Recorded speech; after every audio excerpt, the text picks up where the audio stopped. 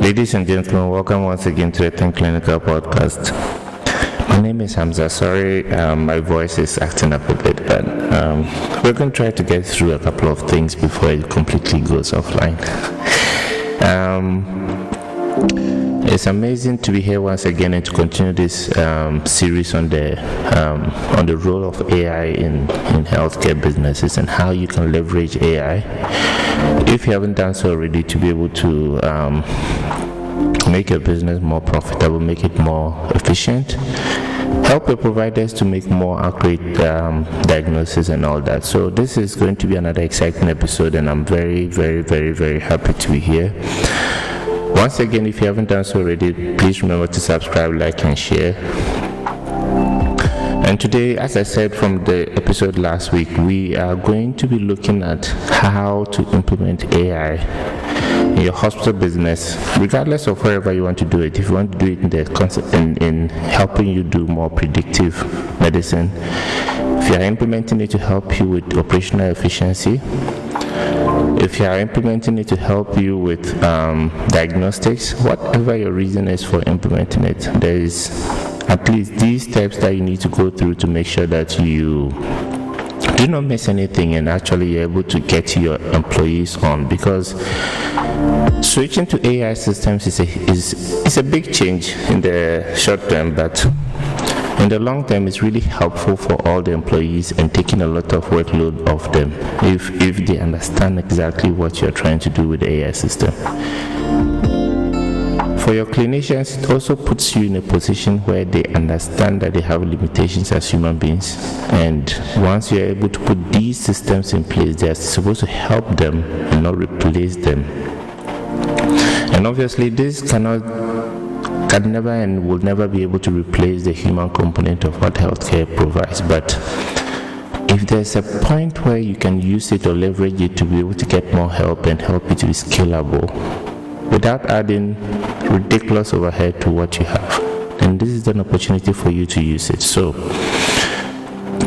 if you look at the whole implementation process, first of all, you need to be sure that you've identified correctly what your pain points are. Now, you're not going in to take every AI tool in the world and implement it in your hospital. You may be paying more than what you're supposed to be paying if you do that. The biggest thing here for you to do, if you are considering incorporating any AI tool into your hospital or any AI solution into your hospital, is to make sure that you identify correctly what your pain points are. Now, if you have those pain points correctly identified, and now I can put it in different ways. Do you want to improve diagnostic accuracy? Do you want to improve operational efficiency? These are some of the things that you think about. When you think about it correctly and you identify where you want to implement, then this is where you move to the second step. As I said, there are really too many AI tools in the system that help you differently, but they don't all have they don't bring the same value to your business. So once you identify your pain point and where you want to improve, the second step of this is to make sure you do a lot of research and identify the AI solution. And we are always happy, or I'm always happy to work with you if you have those challenges, to be able to see and help you identify those pain points, and also help you to research and look at the AI tools. We'll present those AI tools to you, and if you find one that works best for you, then we can help you with the implementation process and how you can run with it. So research is important in all of this, and if you don't research correctly, you may jump on the next AI tool, because they're all fascinating in their own rights if you haven't used one before. So you need to be sure that you understand these tools and how they work and what's in the market and how they compare to each other and how they bring you value. Once you have that, the third step is to implement this in a small scale. So let me explain. If you are looking at operational efficiency, for instance, and this is coming in the form of you optimizing your schedule, coming in the form of you managing your inventory, coming in the form of you streamlining your administrative tasks, you implementing virtual assistants, the one thing you should not do is to implement all these things at the same time. you need to pilot, let's say, the scheduling bit of it. See how that plays out. Get your employees trained. Get them comfortable. Be sure that it's giving the right information to patients. And once you have that figured out, then you can actually now move forward to adding more components to it. If you try to lump everything together and implement at the same time, you're going to have a problem, because there are so many different components you have to manage at the same time now, especially if this is your first time or the first time of your hospital incorporating any AI tools into the system. And also, one important thing you should consider, especially in your research, is to make sure that you have an AI tool that communicates with other tools, not just one that is in isolation on its own and does not integrate with your, let's say, your hospital management system or your EMR. Those things are going to be a big problem. So you should find tools that communicate easily with your EMR, with your imaging softwares, with your can be integrated easily into your schedule, into your website.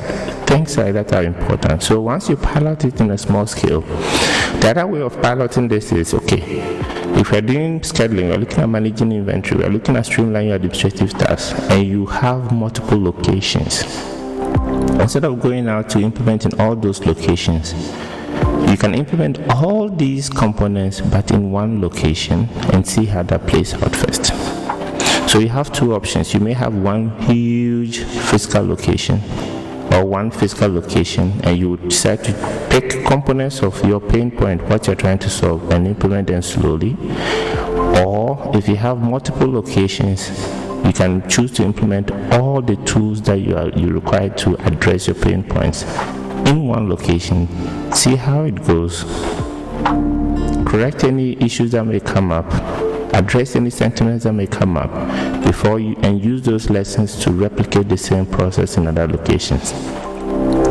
And the third component is one of the most important things, which is to train your staff. And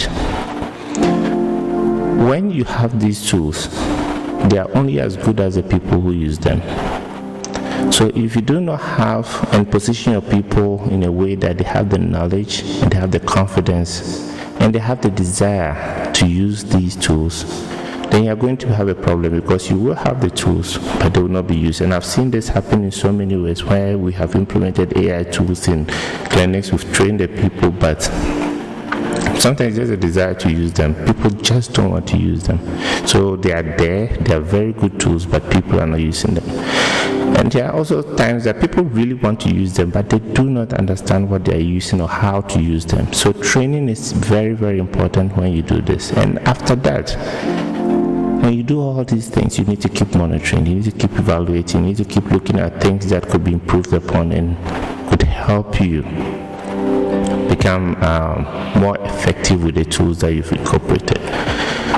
This is the one side of it that we need to look at in terms of implementation.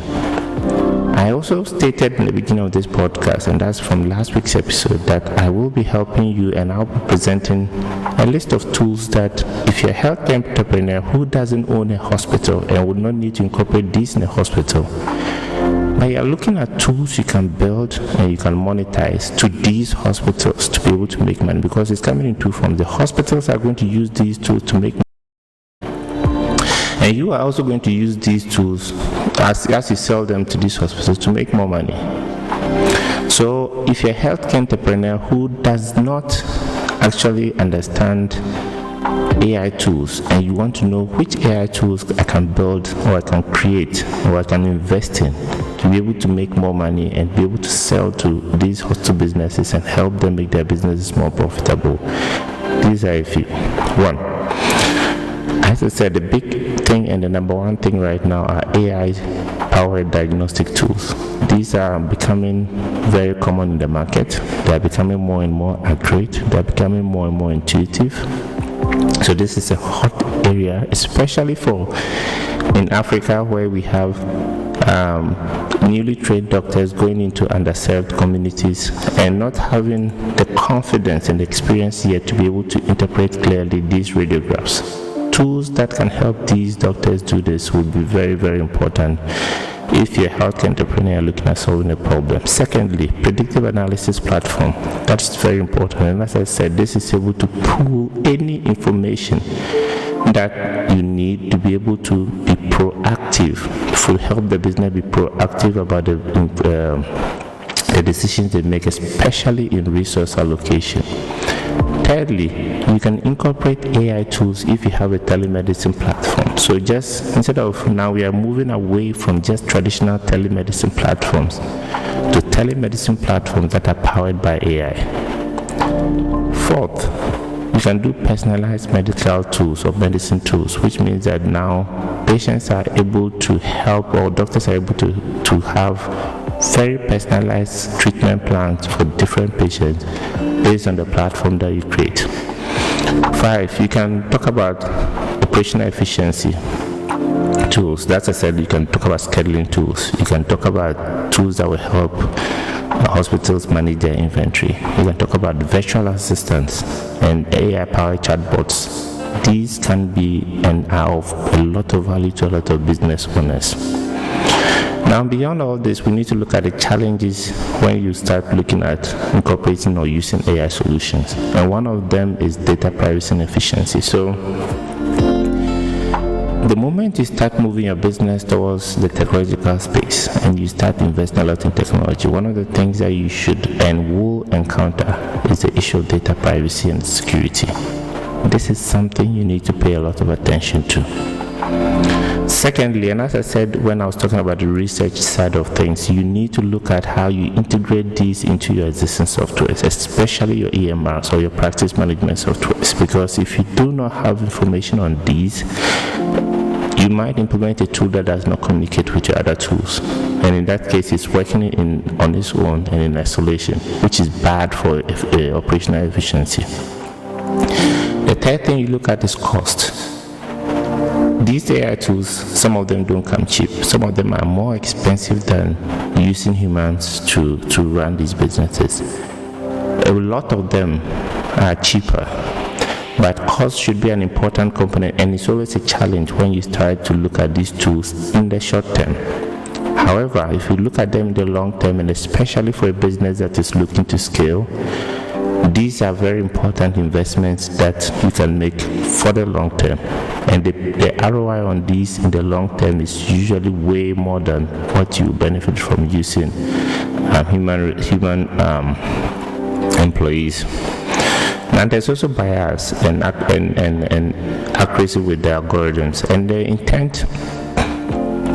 People have to train these AI tools. So that bias that people are worried about is coming from the people that train these AI tools and how they should respond or what they should respond to in different situations. Now, the other hurdle and that challenge that these tools are facing generally are just from the regulatory bodies. So people are still very uncomfortable having these tools in our healthcare settings. So there's a lot of regulation and there's a lot of restriction on what you can implement now, because again, nobody understands AI fully, so nobody knows what it can be used for. A lot of good can come out of it, but if we also being realistic, there's an avenue for abuse, or an avenue to use it to do other things other than help people. So regulatory authorities have been very hard on what they allow and what they do not allow. And the last thing, and one of the most important things I want you to pay attention to, is your staff acceptance, because as I said, your tools are only as good as the people who use them. If your employees do not accept these tools, then they are just going to cost you money but bring you no value. So you need to make sure that you are able to go past this challenge of staff acceptance. Now you look at expansion. These are trends that you need to keep an eye on, and this is like the future. These are things that you need to look into, and this is expansion of AI into telemedicine, as I said, becoming very important. Not too many people are doing it now, but it's something that you need to look at. You need to look at AI drug recovery tools. that will be able to help. You need to look at wearable AI technology, which is also in the future. Enhanced predictive analysis, not just predict, but enhanced predictive analysis. And eventually integration of AI into robotics. These are things that are going to happen in the future. But for now, we need to pay attention to what we can use it for, what is being used for, first of all, and which of these speak to the pain points that we already have. We need to look at how we can carefully implement these in light of all the challenges that you can face with technology. And then we need to start looking at the future of AI. So this has been another episode of the Think Clinical podcast. Thank you all so much. And I will see you in our next episode. If you haven't done so already, as I said, please remember to subscribe, like, and share. Do have a great day.